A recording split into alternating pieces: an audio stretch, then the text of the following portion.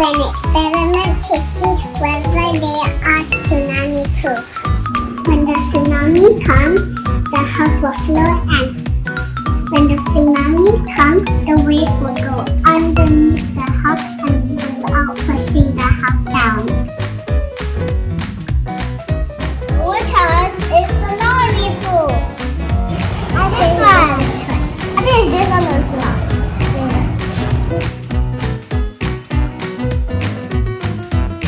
There will be flooding after the tsunami. This house is destroyed. This house is tsunami-proof, but not flood-proof.